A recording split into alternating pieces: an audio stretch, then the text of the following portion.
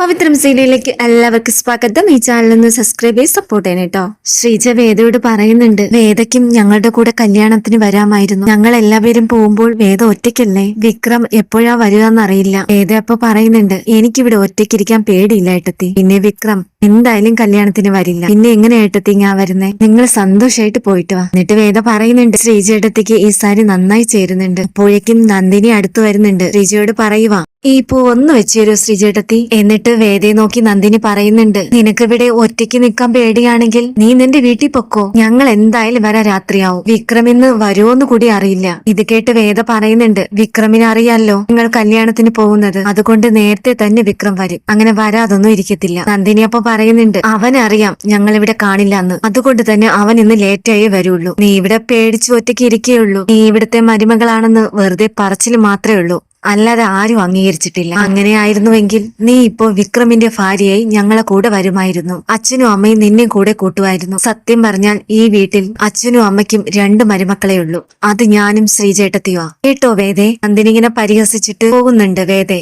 ഇത് കേട്ട് കമല അടുത്ത് വരുവാ. വേദയുടെ മുഖം വാടിയത് കണ്ട് കമലം പറയുന്നുണ്ട്, മോളെ കൂടി കൊണ്ടുപോകാൻ ഇഷ്ടമില്ലഞ്ഞിട്ടല്ല, മോളെ കൊണ്ടുപോകുന്നത് വിക്രമിന് ഇഷ്ടമല്ല. അവൻ അങ്ങനെ ഒരു കല്യാണത്തിന് വരാറില്ല. അപ്പൊ പിന്നെ മോളെ എങ്ങനെയാ കൊണ്ടുപോകുന്നേ? വിക്രമിന്റെ അച്ഛനും അത് ഇഷ്ടാവില്ല. മോക്ക് ഇവിടെ ഒറ്റയ്ക്കിരിക്കാൻ പേടിയില്ലല്ലോ. വിക്രമിനോട് ഞാൻ പറയാം നേരത്തെ വീട്ടിൽ വരാൻ. എന്തായാലും ഞങ്ങൾ താമസിക്കും. മാഷിന്റെ കുടുംബ വീട്ടിലും ബന്ധുക്കളെയൊക്കെ കണ്ടിട്ടേ വരുള്ളൂ ഞങ്ങൾ. വേദയപ്പൊ പറയുന്നുണ്ട്, എനിക്കതിൽ വിഷമമൊന്നും ഇല്ല അമ്മേ, നിങ്ങൾ സന്തോഷമായിട്ട് പോയിട്ട് വാ. കമലം മാഷിനോട് പറയുന്നുണ്ട്, വേദയെ തനിച്ചാക്കിയാ നമ്മൾ പോകുന്നേ, പാവം കുട്ടി. വേദയും കൂടി വരേണ്ട കല്യാണമായിരുന്നു അല്ലേ മാഷേ?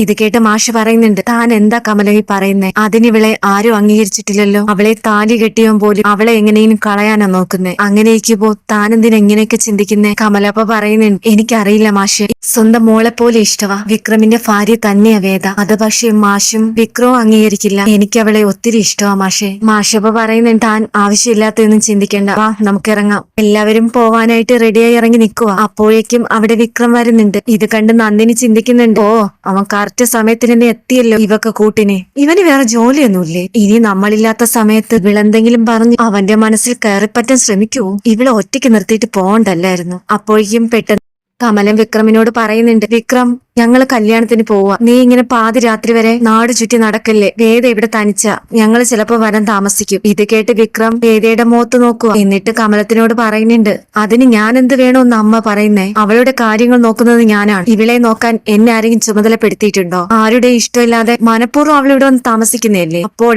അവളുടെ കാര്യം നോക്കാൻ അവക്കറിയാം, ഞാൻ നോക്കേണ്ട ആവശ്യമില്ല. ഇത് കേട്ട് വേദയുടെ മുഖം വാടുന്നുണ്ട്. അപ്പോഴേക്കും കമലം പറയുന്നുണ്ട്, വേദ ഇവിടെ വന്നിട്ടുണ്ടെങ്കിൽ അതിന്റെ കാരണക്കാരനും നീ തന്നെയാ. വെറുതെ ഒന്നും വേദ വന്നതല്ല. നീ അവളുടെ കഴുത്ത് താലി കെട്ടിയോണ്ട് അവൾ ഇങ്ങോട്ട് വന്നേ, അല്ലാതെ വേറെ ആരുടെ വീട്ടിൽ അവൾക്ക് പോകാൻ പറ്റുമോ? ഇത് കേട്ട് വിക്രം ഒന്നും മിണ്ടുന്നില്ല. അപ്പോഴേക്കും മാഷി പറയുന്നുണ്ട്, മതി കമലം, വാ നമുക്കിറങ്ങാം. കമല അപ്പൊ വേദയുടെ മുഖത്ത് നോക്കി പറയുന്നുണ്ട്, മോളെ പോയിട്ട് വരാം. എന്നിട്ട് വിക്രമിനോട് പറയും, വിക്രം ഞാൻ പറഞ്ഞത് നീ മറക്കല്ലേ, രാത്രി ഇവളെ തനിച്ചാക്കല്ലേ, പറഞ്ഞത് കേട്ടോ? ഇത് കേട്ട് വിക്രം പറയുന്നുണ്ട്, അമ്മ ഒന്ന് പോയേ, ഇന്നെ ഇവള് കൊച്ചുകുട്ടിയല്ലേ, ഇവളെ നോക്കാൻ എനിക്ക് പറ്റില്ല, എനിക്ക് തോന്നുമ്പോ ഞാൻ കയറി വരും എന്ന് പറഞ്ഞിട്ട് വിക്രം നേരെ റൂമിലോട്ട് പോവാ. ഇത് കേട്ട് നന്ദിനി ചിരിക്കും. ശ്രീജ അപ്പൊ പറയുന്നുണ്ട്, ഏതേ പോയിട്ട് വരാം. വേദ പറയുന്നുണ്ട്, ശരി നിങ്ങൾ പോയിട്ട് വാ. അങ്ങനെ എല്ലാരും പോകുന്നുണ്ട്. വേദയും വിക്രം മാത്രമേ ഉള്ളൂ വീട്ടിൽ. അപ്പോഴേക്കും വേദ വിക്രമിനെ കുറിച്ച് ചിന്തിക്കുന്നുണ്ട്, ഇത് എന്തൊരു മനുഷ്യനാ. ചില സമയത്ത് ദേഷ്യം ഇല്ലാതെ സംസാരിക്കും, ചില സമയത്ത് ശത്രുവിനെ പോലെ സംസാരിക്കും, ചിലപ്പോൾ ഒരു ബന്ധവും ഇല്ലാതെ സംസാരിക്കും. ഇത് എന്ത് സ്വഭാവം ഈശ്വര? ഈ വീട്ടിൽ വേറെ ആർക്കും ഈ സ്വഭാവം ഇല്ലല്ലോ. വിക്രം മാത്രം എന്താ ഇങ്ങനെ ആയത്? എന്തായാലും ഈ മസിൽ പിടുത്തം ഞാൻ മാറ്റിയെടുക്കും, അതിന് എന്നെ കൊണ്ട് പറ്റും, അതിന് ഭഗവാൻ എന്നെ സഹായിക്കും എന്ന് ചിരിച്ചുകൊണ്ട് ഇങ്ങനെ പറയുക. വേദ നേരെ തുണി നനയ്ക്കാനായിട്ട് പോകുന്നുണ്ട്. വിക്രം എന്തോ ആലോചിച്ച് കിടക്കുന്നുണ്ട്. വേദ അപ്പോഴേക്കും അടുത്ത് പോവുക. വേദയെ കണ്ടതും വിക്രം ചോദിക്കുന്നുണ്ട്, നീ എന്തിനാടി ഇപ്പൊ എന്റെ റൂമിൽ വന്നേ? ഈ വീട്ടിൽ ആരും ഇല്ലെന്ന് അറിഞ്ഞിട്ടല്ലേ നീ ഇപ്പോൾ ഈ റൂമിലോട്ട് വന്നേ? ഇത് കേട്ട് വേദ പറയുന്നുണ്ട്, ഞാൻ നിങ്ങളെ കടിച്ചീറി തിന്നാനൊന്നുമല്ല വന്നേ.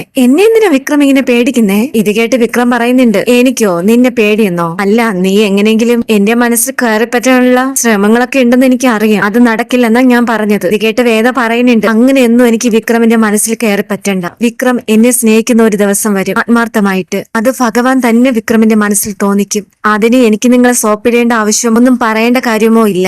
നിങ്ങൾക്ക് എന്റെ കഴുത്തിൽ താലി കെട്ടാൻ തോന്നിച്ചത് ഭഗവാനാ. അതുകൊണ്ട് തന്നെ എന്തെങ്കിലും ഒരിക്കൽ നിങ്ങൾ എന്നെ മനസ്സറിഞ്ഞ് സ്നേഹിക്കുന്ന ഒരു നിമിഷം ഉണ്ടാവും കേട്ടോ വിക്രം. ഇത് കേട്ടത് വിക്രം പറയുന്നുണ്ട്, അല്ല നീ ഇത് ഏത് സിനിമയിലെ ഡയലോഗാ പറയുന്നേ? കേൾക്കാൻ എന്ത് രസം. പക്ഷേ അതൊന്നും നടക്കാൻ പോകുന്നില്ലെന്ന് എനിക്കല്ലേ അറിയാം. വെറുതെ വാചകം അടിക്കാതെ പോവാൻ നോക്കടി. പിന്നെ എനിക്ക് നിന്നോട് ഇഷ്ടം തോന്നാൻ പോവല്ലേ. ഇത് കേട്ട് വേദ പറയുന്നുണ്ട്, ഇത് എന്തൊരു ജന്മോ ഈശ്വര. ഇനി നിങ്ങളോട് പറഞ്ഞിട്ട് ഒരു കാര്യമില്ല. ഞാൻ വന്നത് വേറെ ഒന്നിനുമല്ല. ഞാൻ തുണി നനയ്ക്കുക. എന്റെ ഷർട്ട് എന്തെങ്കിലും ഉണ്ടെങ്കിൽ തന്നാ മതി, ഞാൻ നനച്ചോളാം. അത്രയും ജോലി ഭാരം കുറഞ്ഞു കിട്ടില്ലേ നിങ്ങൾക്ക്? വെറുതെ വീട്ടിലുള്ളവരെ ബുദ്ധിമുട്ടിക്കാതെ. ഉണ്ടെങ്കിൽ തന്നേക്ക്. വിക്രമ പറയുന്നുണ്ട്, അങ്ങനെ ഇപ്പൊ നിന്റെ സഹായം എനിക്ക് വേണ്ട. എന്റെ തുണികൾ നനയ്ക്കാൻ എനിക്കറിയാം. ഇതൊന്നും നീ എനിക്ക് ചെയ്തു തരേണ്ട കാര്യമില്ല. ഇവിടെ നിന്ന് പോയി തരാമോ? അല്ലെങ്കിൽ വേണ്ട, ഞാൻ തന്നെ പോവാം. അല്ലെങ്കിൽ തന്നെ ഇവിടെ ആരുമില്ല.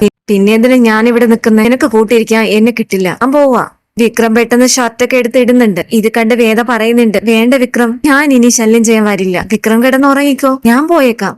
വേദ പെട്ടെന്ന് പോവുക. വിക്രം നേരെ പുറത്തോട്ട് പോകാനായിട്ട് ഇറങ്ങുന്നുണ്ട്. വേദയപ്പോൾ പോയി തുണി നനയ്ക്കുന്നുണ്ട്. വേദയപ്പോ വിക്രമിനെ നോക്കൂ. ഇത് കണ്ട് വേദ പറയുന്നുണ്ട്, പ്ലീസ് വിക്രം പോവല്ലേ. ഞാൻ ഇനി നിങ്ങളെ റൂമിലോട്ട് വരത്തില്ല. എന്റെ മുഖം കാണുന്നതല്ലേ നിങ്ങൾക്ക് ഇഷ്ടമില്ലാത്ത. ഞാൻ നിങ്ങളുടെ മുന്നിലേക്ക് വരുന്നില്ല, പോരെ. അപ്പോൾ വിക്രം പറയുന്നുണ്ട്, നീ ഒന്നും ചെയ്യാൻ. ഇവിടെ ഇരുന്ന് എനിക്ക് വട്ടുപിടിക്കും. എനിക്ക് വേറെ ജോലിയുണ്ട്. വിക്രം പെട്ടെന്ന് ബൈക്ക് തിരിച്ചിങ്ങനെ പോവാൻ നിൽക്കുക. വേദയപ്പോ പെട്ടെന്ന് വിക്രമിന്റെ അടുത്തേക്ക് ഇങ്ങനെ ഓടി വരുക. വേദ പെട്ടെന്ന് അങ്ങ് ചറുക്കി വീഴുന്നുണ്ട്. അയ്യോന്ന് വിളിക്കുന്നുണ്ട് വേദ. ഇത് കണ്ട് വിക്രം പെട്ടെന്ന് ബൈക്കിൽ നിന്ന് ഇറങ്ങുക. വേദയുടെ അടുത്തേക്ക് പോകുന്നുണ്ട്. ഇരുന്നേക്കാൻ വയ്യാതെ വേദ കടന്ന് വിളിക്കുക. ഇത് കണ്ട് വിക്രം ചിരിക്കുക. എന്നിട്ട് പറയുന്നുണ്ട്, ഇത് നിനക്ക് കാലിനല്ലായിരുന്നു കിട്ടേണ്ടിയിരുന്നത്, നിന്റെ നാവിനായിരുന്നു. അപ്പൊ പിന്നെ വായി തുറന്ന് നീ ഒന്നും സംസാരിക്കില്ലല്ലോ, സ്വസ്ഥമായിട്ട് ഇരിക്കായിരുന്നു. ഇത് കേട്ട് വേദ പറയുന്നുണ്ട്, വിക്രം ചിരിച്ചോ? എനിക്ക് നന്നായി വേദനിക്കുന്നു. നിന്റെ കാല് പൊട്ടിയെന്നാ തോന്നുന്നേ. ഈശ്വര, എന്നെ രക്ഷിക്കാൻ ആരും ഇല്ലല്ലോ. ഒന്ന് പിടിച്ച് എഴുന്നേൽപ്പിക്കെങ്കിലും ചെയ്. ഇനി എങ്ങനെയാ ഞാൻ നടക്കുക? വിക്രം അപ്പൊ പറയുന്നുണ്ട്, നീ ആ കൈ ഇങ്ങോട്ട് താ, ഞാൻ പിടിക്കാം. വേദ വിക്രമിന് കൈ കൊടുക്കുക. വിക്രം രണ്ട് കൈ കൊണ്ടും പിടിച്ച് വേദ എഴുന്നേൽപ്പിക്കുക. ആ സമയത്ത് വിക്രം വേദയെ നോക്കുന്നുണ്ട്. വേദ തിരിച്ചു. വിക്രം അപ്പോഴും വേദയുടെ കയ്യിലോട്ട് പിടിച്ചിരിക്കുക. ഇത് കണ്ട് വേദ വിക്രമിനെ നോക്കി ചിരിക്കുക. ഇത് കണ്ട് വിക്രം പെട്ടെന്ന് കൈ മാറ്റുന്നുണ്ട്. എന്നിട്ട് പറയുക, നീ മര്യാദയ്ക്ക് എടുത്ത് പോയി ഇരിക്കാൻ നോക്ക്, ഞാൻ പോവാ. ഇത് കേട്ട് വേദ പറയുന്നുണ്ട്, അയ്യോ എനിക്ക് നടക്കാൻ പറ്റണില്ല, കാല് നല്ല വേദനിക്കുന്നു. അപ്പോൾ വിക്രം ചോദിക്കുന്നുണ്ട്, നീ എന്ത് വേണം? ഞാൻ നിന്നെ എടുത്തോണ്ട് റൂമിൽ കൊണ്ട് പോണോ? അവിടെ കൊണ്ട് കിടത്തണോ? വേദ അപ്പൊ പറയുന്നുണ്ട്, എന്നെ ഒന്ന് പിടിച്ചാ മതി, പതിയെ നടന്നു വന്നോളാം. വേദ അയ്യോ അയ്യോ എന്ന് വിളിക്കുന്നുണ്ട്. ഇത് കണ്ട് വിക്രമിന് സങ്കടം തോന്നുക. വേദയുടെ മുഖത്ത് എന്നെ ഇങ്ങനെ നോക്കിക്കൊണ്ട് നിൽക്കുക. എന്നിട്ട് പെട്ടെന്ന് വിക്രം പറയുന്നുണ്ട് വേദയോട്, നീ ഒരു കാര്യം ചെയ്യ്, എന്റെ തോളിലോട്ട് കൈവെക്ക്. ഇത് കേട്ട് വേദ പെട്ടെന്ന് വിക്രമിന്റെ മുഖത്ത് നോക്കുക. എന്നിട്ട് ചോദിക്കുന്നുണ്ട്, തോളിൽ കൈവെക്കാനോ? എന്തിനാ? വിക്രം അപ്പൊ പറയുന്നുണ്ട്, നീ കൈവെക്ക്. വേദ ഇത് കേട്ട് സ്നേഹത്തോടെ വിക്രമിന്റെ തോളിൽ കൈവെക്കുക. അപ്പോഴേക്കും പെട്ടെന്ന് വിക്രം വേദനെ പൊക്കിയെടുക്കുക. ഇത് കണ്ട് അമ്പരന്നിരിക്കുക വേദ. വിക്രം വേദയെ എടുത്തുകൊണ്ട് റൂമിലോട്ട് പോകുന്നുണ്ട്. അപ്പോൾ വേദയുടെ മുഖത്ത് സന്തോഷം നിറഞ്ഞിരുന്നു. വേദയുടെ കണ്ണുകൾ വിക്രമിന്റെ മുഖത്തായിരുന്നു. വിക്രമം വേദയെ നോക്കുന്നുണ്ടായി. വേദയെ കസേര കൊണ്ടിരുത്തുന്നുണ്ട്. വിക്രം വേദയോട് പറയുന്നുണ്ട്, നീ എന്തൊരു വെയിറ്റ് ആടി, കാണും പോലെയൊന്നും അല്ലല്ലോ. വേദ അപ്പൊ പറയുന്നുണ്ട്, ഞാൻ അത്രയ്ക്കുള്ള വെയിറ്റ് ഒന്നുമില്ല. അത് വിക്രമിന് തോന്നുന്നത്.